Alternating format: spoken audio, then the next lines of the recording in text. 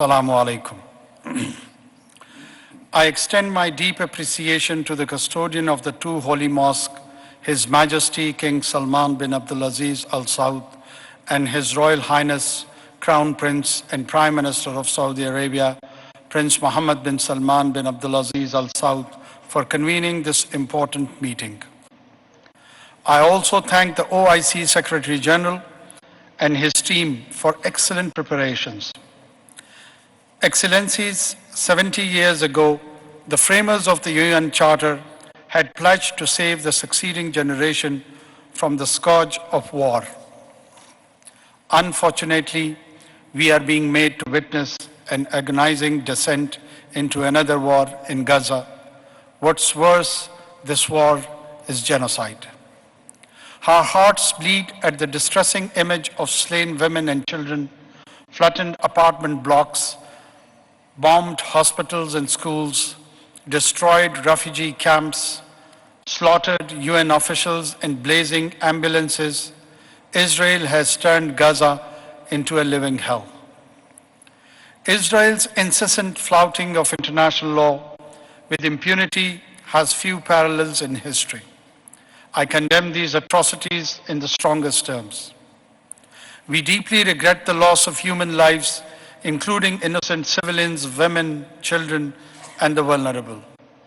Let us be clear, international law prohibits infliction of death and destruction on innocent civilians. This massacre must stop. I also appeal to the conscience of all the world leaders to play their due role in ensuring immediate ceasefire and rapid, full-scale, and unhindered humanitarian assistance to Gaza.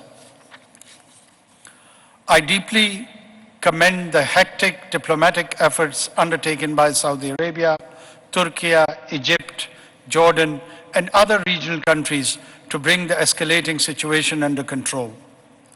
The greatest onus is on the UN Security Council members to rise above their differences and urgently perform their primary responsibility of maintaining peace and security.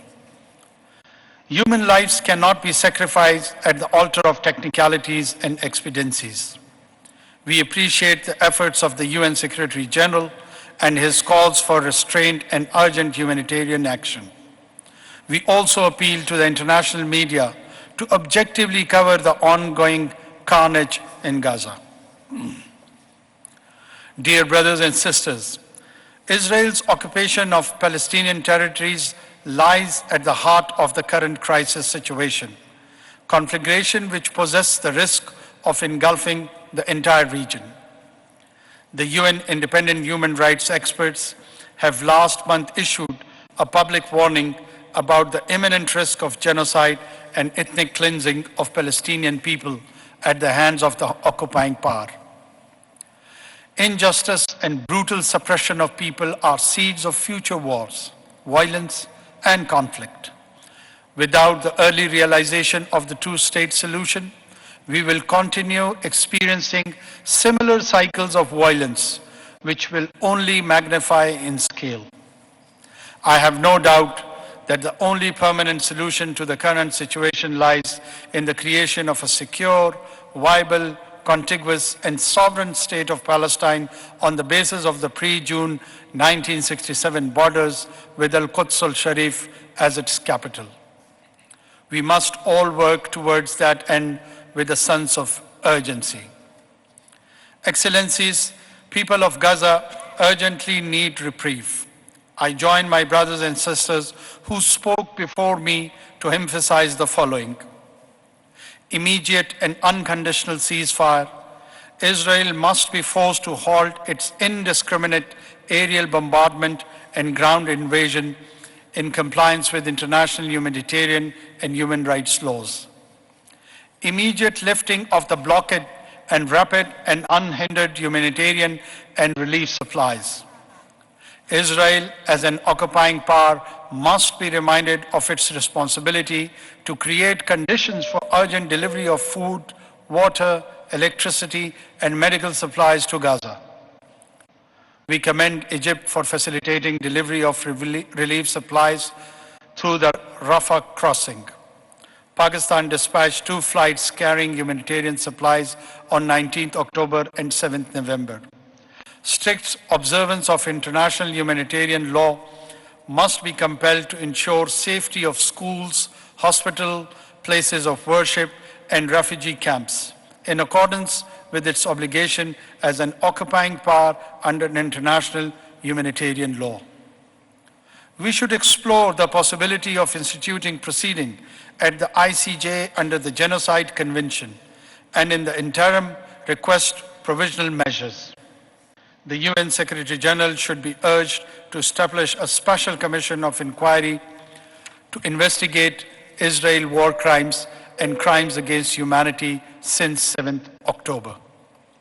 We should also demand establishing an international mechanism for reparations for the Palestinians.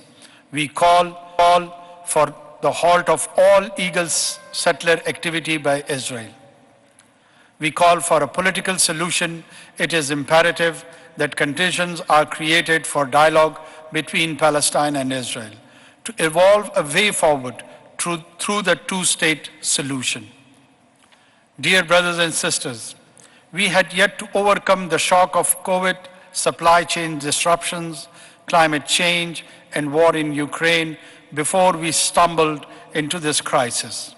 At a time when the teeming billions seek peace for common prosperity, progress, and development, our world cannot afford being pushed to the brink. We pray to Almighty Allah to ease the sufferings of our Palestinian brothers and sisters. I thank you all.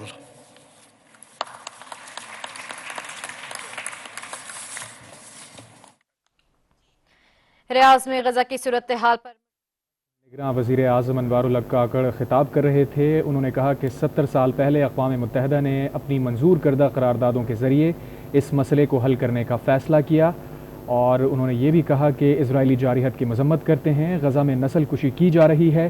Anwarul हक काकड़ ने कहा कि गज़ा में फ़ौरी जंगबंदी की जाए। Israel ने गज़ा को जहन्नम बना दिया है।